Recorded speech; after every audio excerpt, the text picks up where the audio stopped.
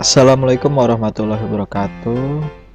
Berjumpa kembali dengan saya Doni Pratama pada saluran channel YouTube saya.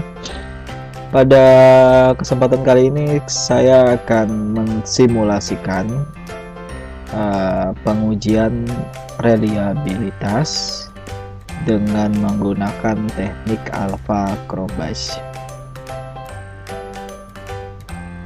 Nah, jika kita melihat dari buku pegangan ada beberapa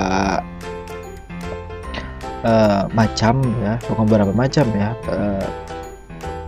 jenis rumusnya sama, tetapi pengkodeannya saja berbeda. Tapi pada prinsipnya rumusnya sama, penyimbolannya berbeda. Nah, situ ada R yang disimbolkan dengan yang merupakan simbol dari reliabilitas. Ada juga yang menyimbolkan dengan R11 gitu ya, supaya membedakan dengan korelasi produk moment. Jadi ada sigma variance, setelah itu ada varian total, setelah itu adalah jumlah item pernyataan. Oke, kita langsung saja pada soal simulasi. Di sini ada data hasil uji coba angket ya. Jadi ada angket yang diuji cobakan kepada 10 responden dan angketnya berjumlah mempunyai butir item 10. Jadi yang pertama-tama kita membuat menjumlahkan terlebih dahulu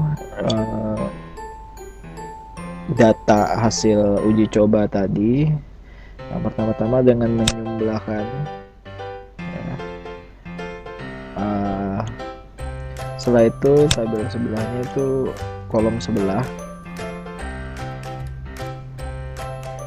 itu mengkuadratkan dari x kuadrat. Setelah itu ada juga yang di bawah juga dijumlahkan, sama dikuadratkan 30 dikuadratkan jadi 900. Nah, tetapi yang saya berikan tanda hijau ini Anda harus perhatikan baik-baik ya.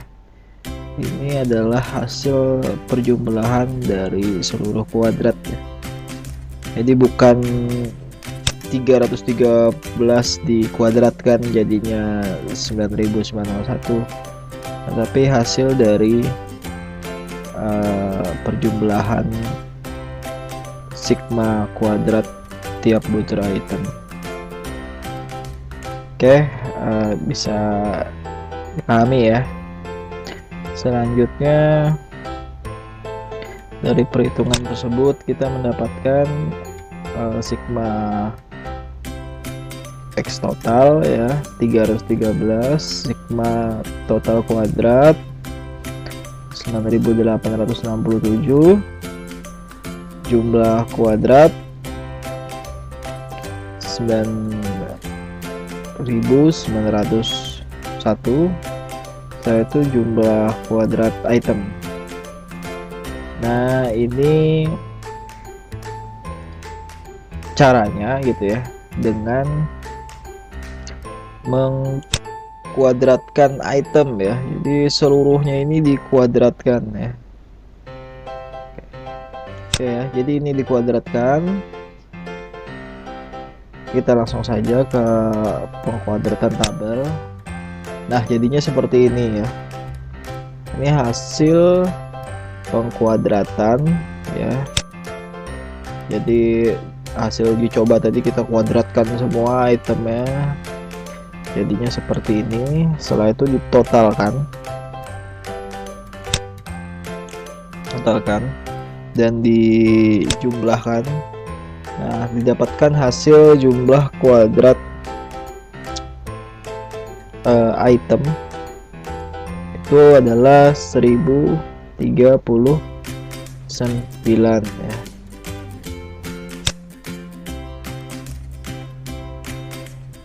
Oke, 1039.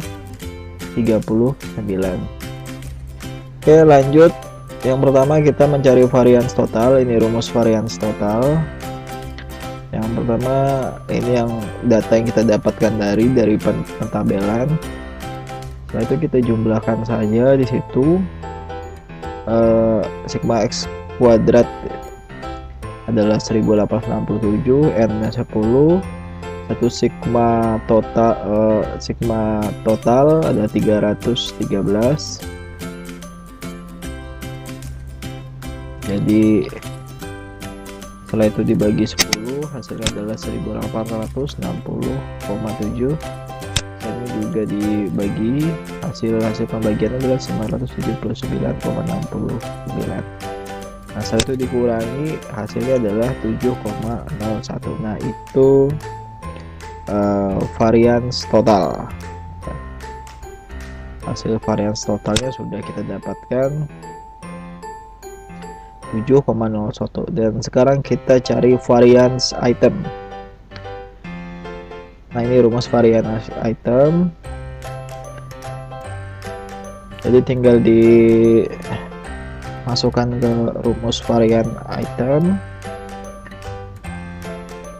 Jadi pembagian dari 1039 dibagi 10 itu hasilnya adalah 103,9. Pembagian dari 9901 dibagi 10 kuadrat ya, itu hasilnya adalah 99,01. Jadi JKI nya adalah 1039, JKS nya adalah 99,01. Setelah itu hasilnya pembagian itu dikurangi, hasilnya varians item adalah 4,89.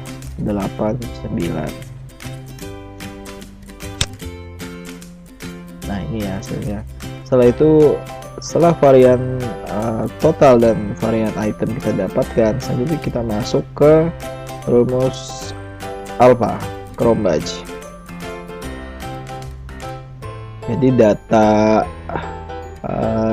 varian item dan varian total sudah kita dapatkan.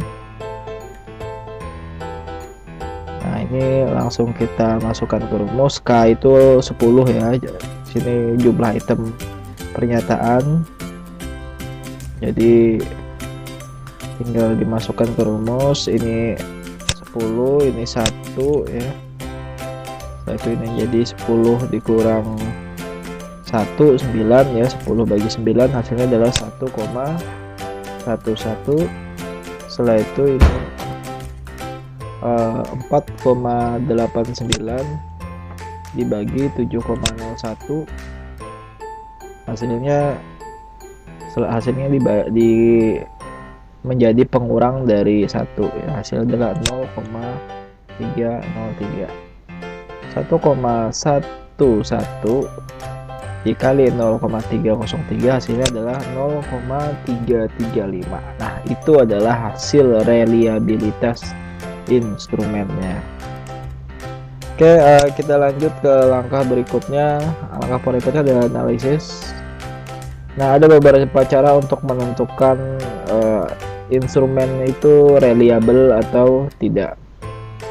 Yang pertama dengan membandingkan R hitung dengan R tabel. Yaitu mengikuti pendapat ahli. Yang ketiga dengan menyesuaikan tabel koefisien reliabilitas. Jadi mirip seperti analisis uji validitas ya, caranya gitu ya. Ada beberapa cara juga gitu. Jadi yang pertama kita coba analisis menggunakan R tabel. Jadi